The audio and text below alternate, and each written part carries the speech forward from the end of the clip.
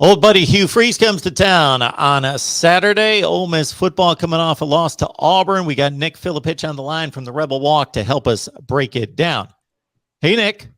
How's it going, Mark? It's going pretty well. How you doing? I'm making it, long weekend, but new week and ready for some more football. Well, just a few days ago before the Auburn loss, there were actually some people talking about running the table, going 11-1, possibly getting into a little college football playoff discussion. Okay, that's over. Yep. All right, still can have a great season. The team's still at 6-2, one of the best teams in the SEC. But disappointing game on the Plains, losing to Bo Nix and company 31-20. Yeah, first half, Auburn really kind of scored at will. The offense, I think it was 17 points they put up in the first quarter. Game was still manageable, but in the second half, the offense, couldn't really get much going. They went for fourth down in the red zone 3 times and didn't convert. And kind of needed to come away with some points there, but they were behind. They knew at some point they were going to have to get 7 points on the board to kind of make the game winnable. But the defense did their part. Came out and only allowed Auburn 3 points in the second half. So the defense gave their offense a chance, but the offense kind of struggled to execute. Matt Corral doesn't throw a touchdown pass for the first time in forever. Still goes 21-37 for just a tick under 300 yards. You mentioned, Nick, the 3 red zone opportunities, which it came to a fourth down decision. Lane Kiffin's been very upfront about don't like field goals, and the analytics say, and I get the analytics in regards to a lot of smart people have crunched the numbers to say basically your odds of making the fourth down are a certain percentage. Right. And if you make the fourth down, then obviously you are continuing on a path towards scoring a touchdown versus kicking the field goal. That's not a guarantee. Right. So it obviously has to depend on how the distance of the field goal and how good your field goal kicker is too. But if you put all that together, the analytics have told him on a regular basis, go for the 7. Right. Don't go for the 3. But in this particular case, it did seem a little odd that he continued to go for it. But then again, I'm not up on Ole Miss's field goal kicker currently. And just your thoughts about the red zone approach. Yeah, Lane Kiffin said it today. It's been kind of a common theme. People kind of wondering, what he's doing. Why doesn't he kick a field goal? But like you said, and like he said, that's who he is. He'd rather a touchdown, and you mentioned the kicker. They do have a good kicker. He's 9 for 11 this year, so he's not automatic, but pretty good, and he's on a scholarship. Not often you see a kicker on a scholarship. So yeah, kind of like you said, kind of head scratcher. When they make it, it looks good, but when they don't, it doesn't look good. So that's just kind of who he is and their plan. They want 7. Caden Costa, 9 for 11 this season. He's missed 2 extra points out of 38 tries. All right, we got Nick Filipich on the line talking Ole Miss football. The Rebels coming off a disappointing loss at Auburn, 31-20.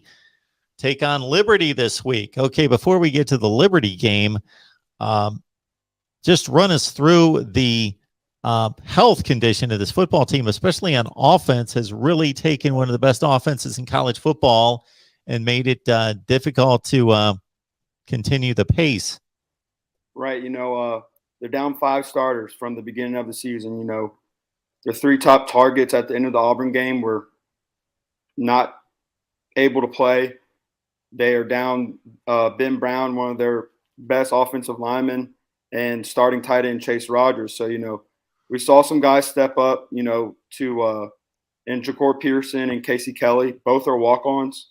Kind of, did what they could to fill the void. But, it's really hard when you have 3 of the better receivers in the SEC go down. And Matt Corral, you saw with the interception, he was kind of trying to do a little too much, with, his top weapons out. It came back to bite him, on that 1st and 10 when he threw that interception, in the red zone. And Lane Kiffin said today, that's not a throw he normally makes, maybe last year, but not this year. But and this year usually he'll take that 5 yards. He had some open field in front of him.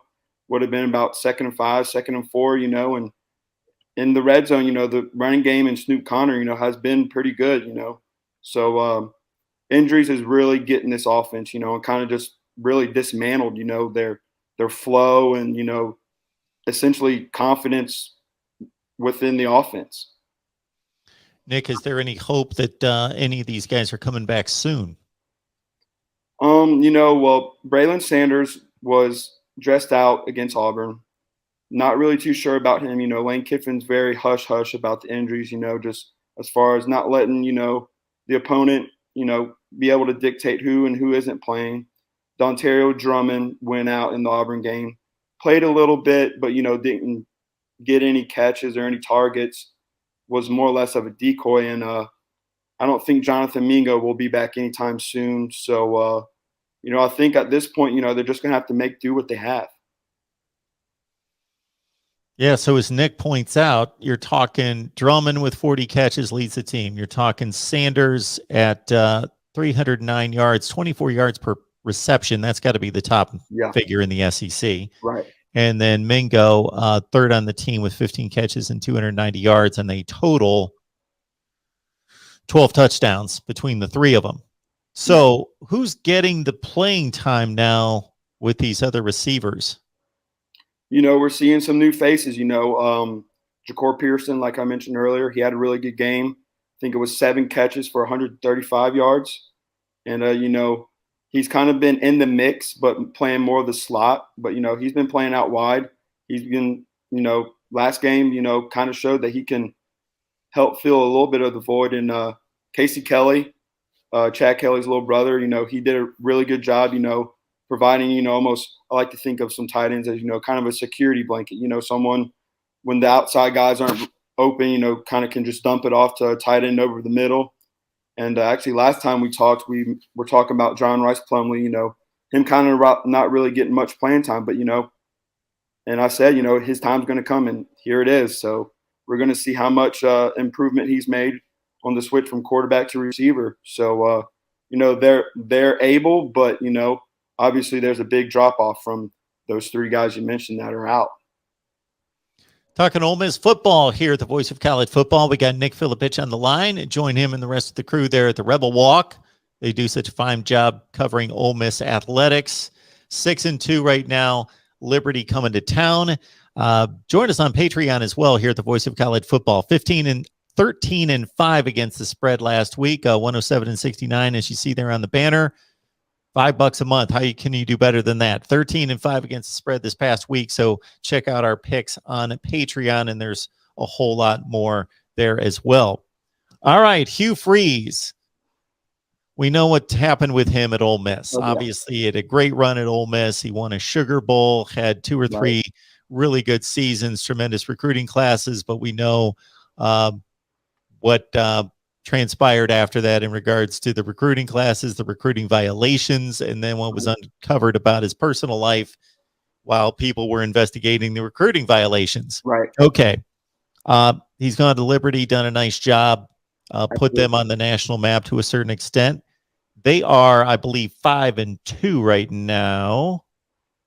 If I'm looking at this correctly, 6-2 possibly right now coming into the game against Ole Miss, but obviously the competition isn't anywhere close to what they're going to see on Saturday. They've got a loss to Syracuse, got a loss to Louisiana Monroe coming up.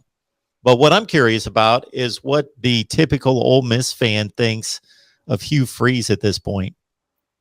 I think you have a little bit of a mixed crowd. A lot of people kind of upset, with, he kind of left us high and dry, and but like you said, a Sugar Bowl, which hasn't been done in a long time at Ole Miss. Back-to-back wins against Alabama, one on the road.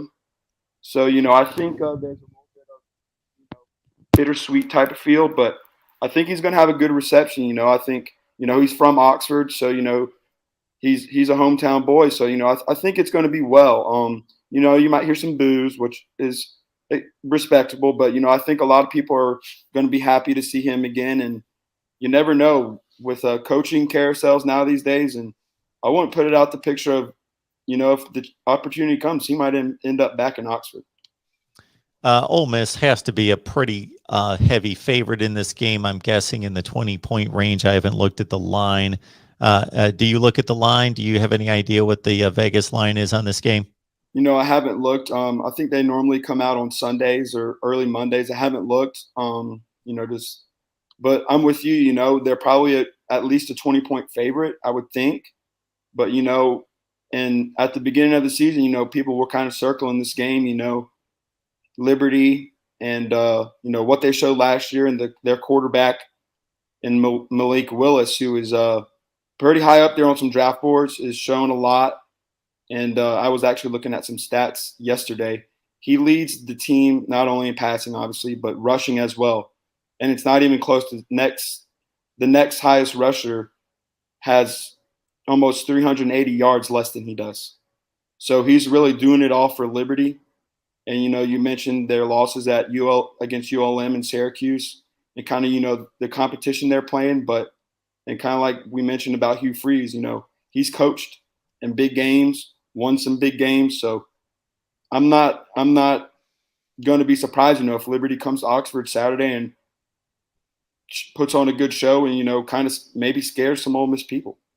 Now, I don't know what Vegas is taking into consideration here, but Ole Miss is a, get this, 9.5-point favorite. Not surprised. I'm really not surprised. At the earlier in the season, I would have thought 20, but but with the injuries, how they played last week, I'd take that. Malik Willis, 21 touchdowns, 6 picks, and like you just said, by far the leading rusher, 500 plus yards, 9 touchdowns.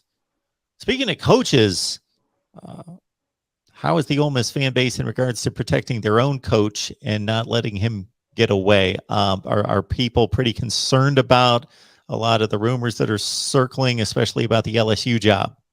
Absolutely, myself included.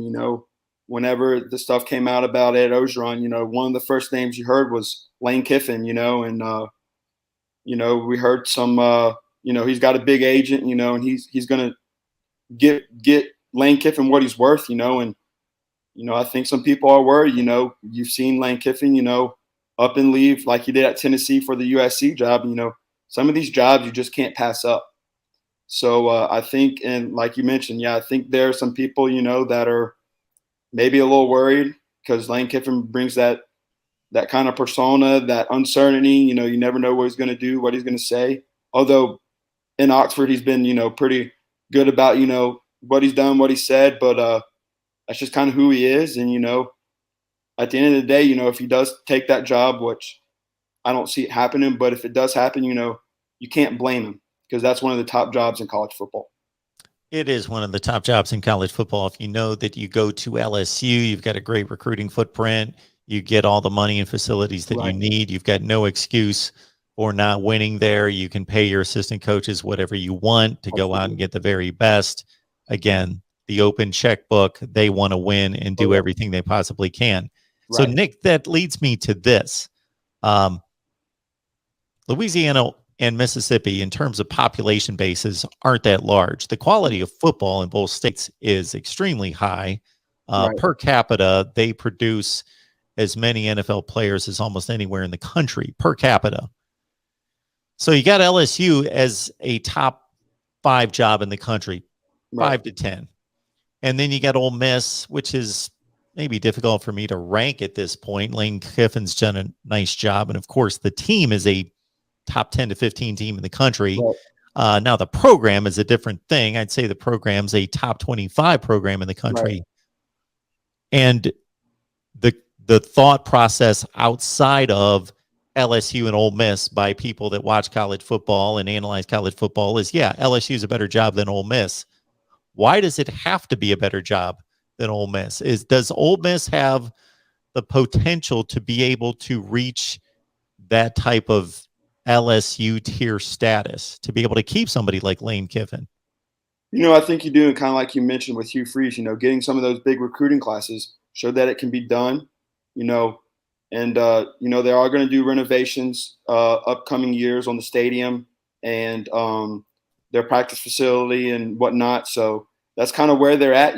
They see that they're, have to keep up with the LSUs, the Alabamas, Georgias, to get recruits that want to come here when it comes to deciding where to go. And you asked about, if Ole Miss has the potential. I really think they do. But, it's going to have to, they're going to have to keep rolling. And I think Lane Kiffin's a main component to that. We got something good going here, but, if he up and leaves, it's going to be almost kind of like a restart. Who knows who's going to end up back here, whether it's an assistant that's here now or someone else. But, I think that the key is to keep Lane Kiffin. Players like playing for a younger coach. He's personable. And, I think that's main thing. If he stays here, I think you're going to see over the next few years, Ole Miss is going to maybe not get to where LSU and all those bigger schools are, but they're going to start moving their way up. And I think that's very possible. And for an offensive-minded guy, it was impressive what he did in focusing on defense on the recruiting trail, and they brought in a strong recruiting class on the defensive side. And if he can do that 2 or 3 consecutive recruiting classes, then he's going to match the offense with a defense that can hold up its end of the bargain. Right. And I think that's been the last few years. Hugh Freeze, like you mentioned, Lane Kiffin was an offensive coach and, recruited heavy on offense. And, the defense was never really there. And, instead of having to go out and get all these offensive players, you can recruit, less and less offensive players, and maybe stack up instead of say 15 offensive players in one class, maybe you can go 7 and 7 and have some of these guys that can come in early and play, and where you can go get more defensive guys that can kind of like offense, get it balanced out, bring in some good recruits and add some depth. I think that's kind of what you're seeing right now at least the receiver position. You're seeing some depth issues, and along with the defensive line, there aren't many guys that are getting playing time on the defensive line. And I think if there's one place where you would want to see on the defense is to get better as far as recruiting goes, it's the defensive line. If you look at the 2022 hard commit list for Ole Miss right now, 4 of the top 7 players on the list in terms of their star ratings are defensive players. Right. Good stuff.